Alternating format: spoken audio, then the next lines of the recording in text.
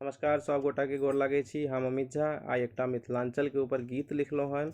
आशा करै छी जे अहाँ सबके पसंद आयत।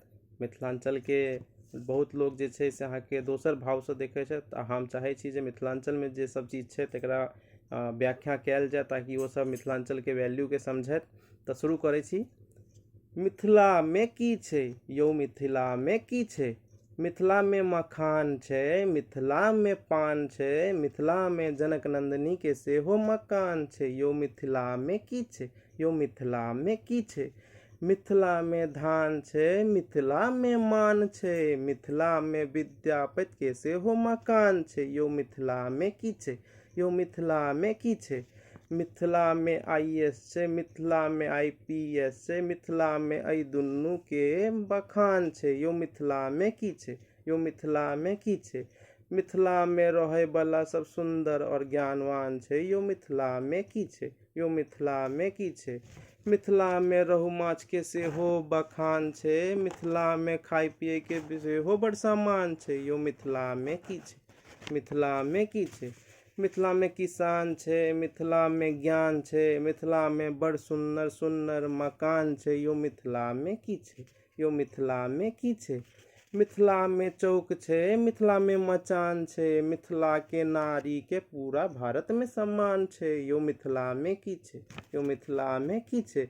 मिथिला में लिट्टी छै, मिथिला में चोखा छै, मिथिला में अन्न में भारत के भरल सम्मान छै। यौ मिथिला में की छै? यौ मिथिला में की छै? मिथिला में कोठी छै, मिथिला में पोठी छै, मिथिला के हर घर में बैसल भगवान छै। यौ मिथिला में की छै? मिथिला में की छै?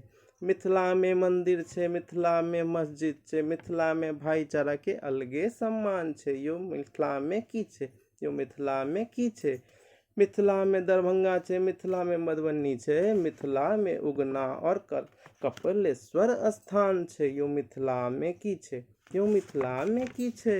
मिथिला में अंगना छै, मिथिला में कलम छै, मिथिला में पोखर के सेहो बखान छै। यौ मिथिला में की छै?